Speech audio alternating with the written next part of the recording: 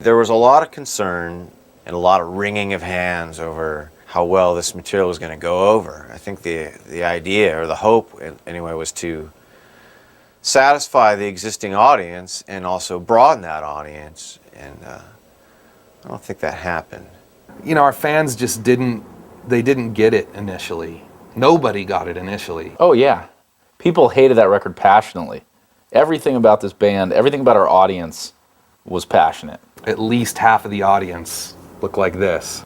Like going like this. I think we came up with this was the new logo for the band. From members of the audience, which, while not polite, made a clear statement. Guys were making like violin things and just going, "What is this?" Like mouthing it to us while we're playing. So here's what I don't get. They paid money and bought the CD, didn't like it, so they spent more money to buy a ticket and come to the show and tell us they didn't like it. It's basically like watching your kid get beat up, you know, in Little League. Game after game after game. I had the perspective and the ability to kind of step back and go, now you know what it's like to be me, guys.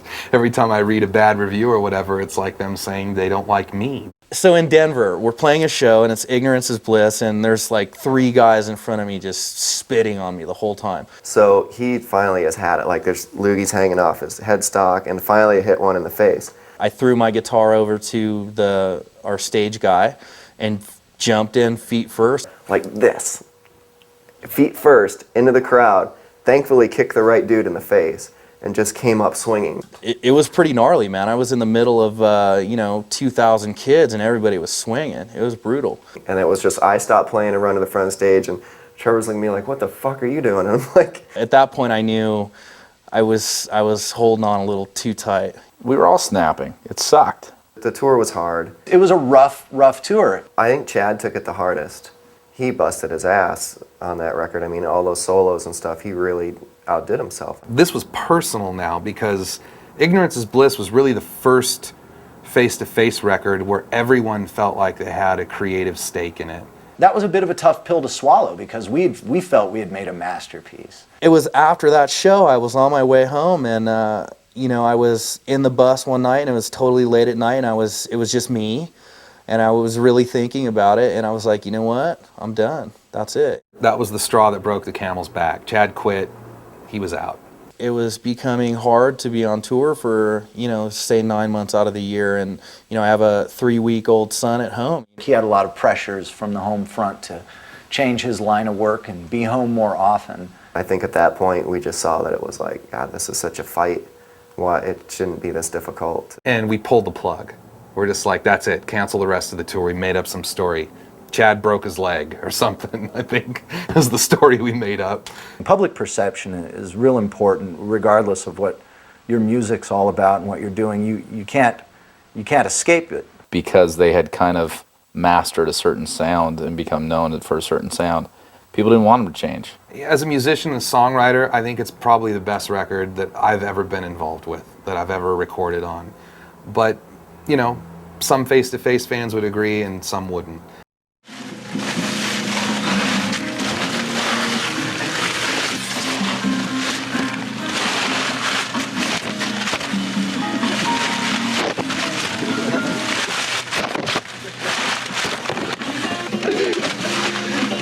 Fuck you!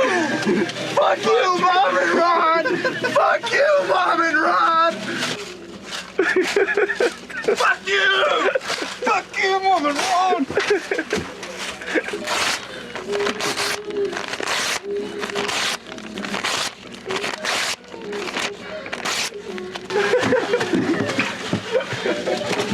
Watch it, watch Scott.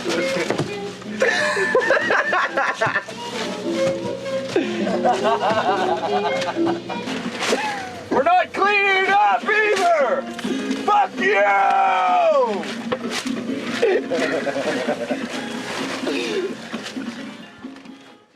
So we cut the tour short and we regrouped and we sat down and we said, what in the hell are we going to do now? Because we've spent 7 or 8 years building this great career.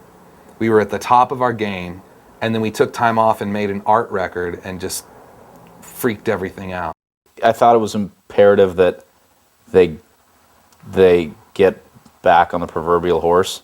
Rich just said, you need to go make a punk rock record again. And I didn't want to hear that. I hated that idea. But the more I thought about it, I knew it was the right thing to do. So I convinced the band that's what we should do.